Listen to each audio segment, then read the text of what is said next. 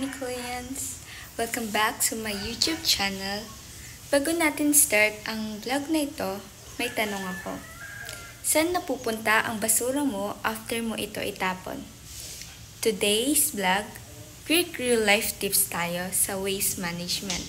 Kung ano nga ba ang causes, effect, and simple solution na pwede natin gawin. So guys, ang una natin gagawin is tutulungan ko yung mama ko na magbalat ng papaya. Nandito na yung papaya and mag-start na tayo magbalat. One eternity later. So guys, kakatapos ko lang magbalat ng papaya and ito siya.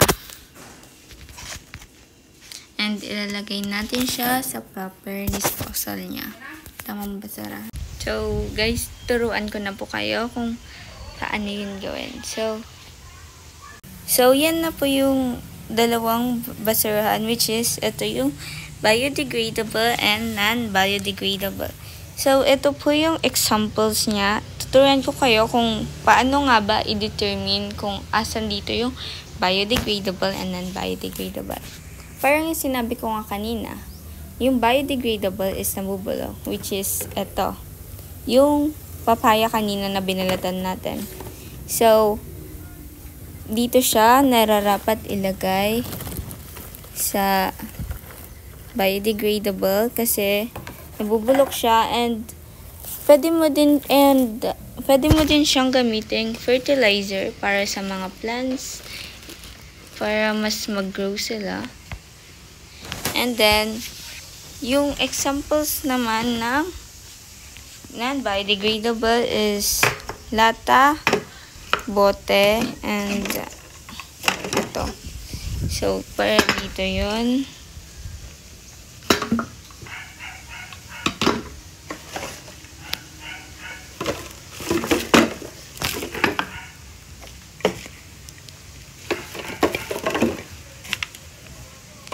And pati din tong carton na to guys, tong box na to is dito siya nararapat sa non-biodegradable.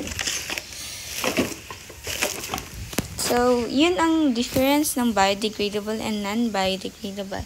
So guys, alam niyo na yung difference between biodegradable and non-biodegradable. Kaya dapat guys, lagi natin tandaan kung ano ang difference nila. Para mas madali itong i-manage at less yung amoy. Kasi guys, pag halo-halo, mas mahirap siyang i-recycle at mas mabilis dumumi ang paligid. Kaya always remember guys, always segregate, always tandaan yung biodegradable and non-biodegradable.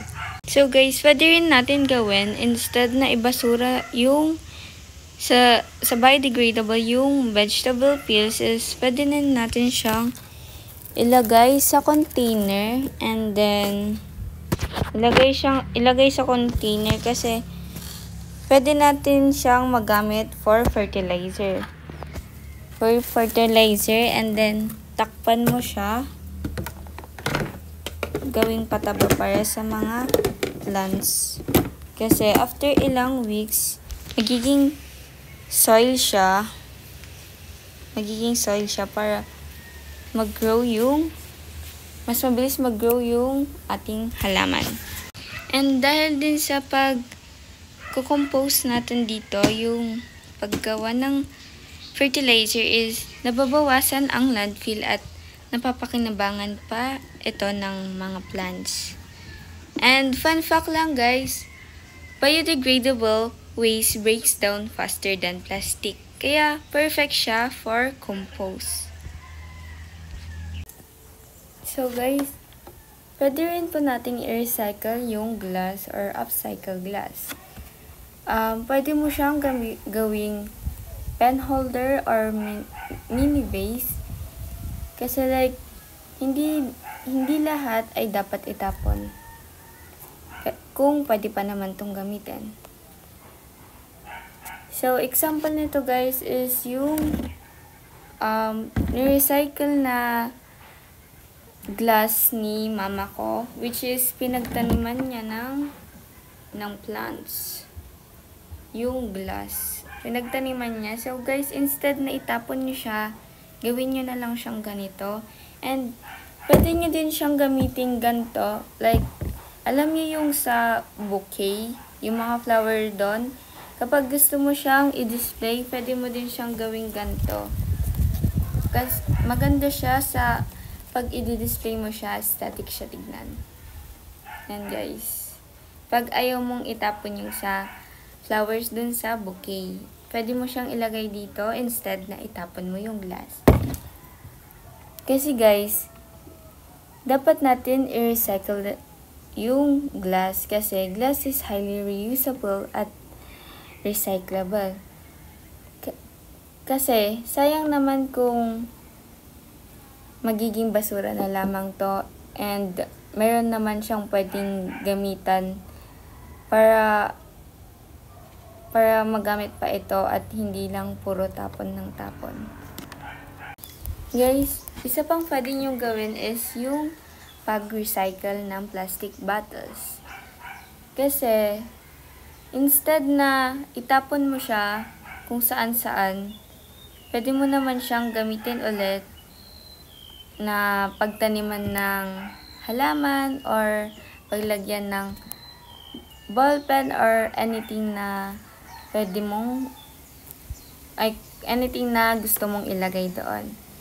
Katulad nito guys, kinat ni mama ko yung plastic bottles and then nagtanim siya ng halaman.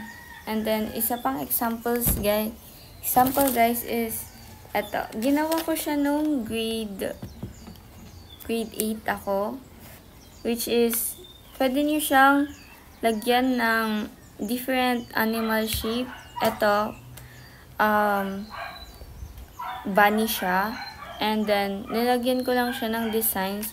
And then, meron, pinaglagyanan ko siya nung mga binigay sa akin ng mga kaibigan kong, like, flowers, ganyan.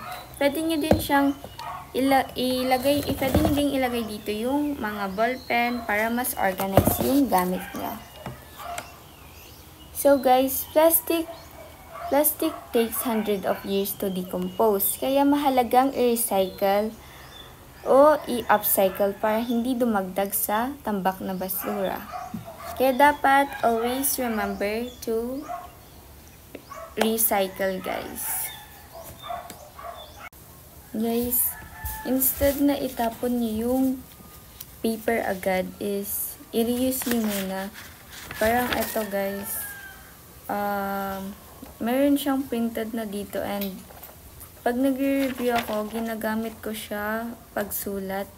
Kasi like, effective sa akin yung kapag nagre-review ako is kailangan ko ng may pinagsusulatan. And dito ko ginagamit yon. And pwede mo ding gamitin yung part na kunwari ito, yung may printed na area. Pwede mo rin if gagawa ka ng reviewer, pwede mo rin gamitin yung back ng paper na ipang-print ulit. Ganun lagi yung ginagawa ko pag yung reviewer ko is ipiprint ko.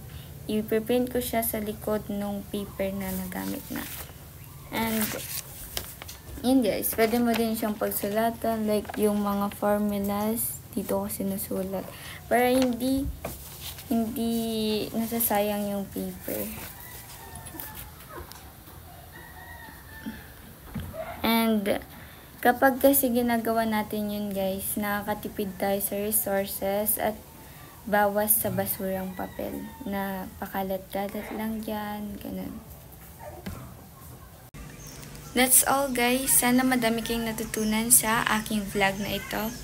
Tandaan, malihit na habits like pagtapon ng basura kung saan-saan ay malaki ang epekto nito sa atin at sa ating Mother Earth. If nagustuhan mo itong vlog na ito, i-try mo na ngayon sa inyong bahay. Always remember guys, reduce, reuse, recycle para sa mas malinis na komunidad. Bye guys! I hope you like, share, and subscribe!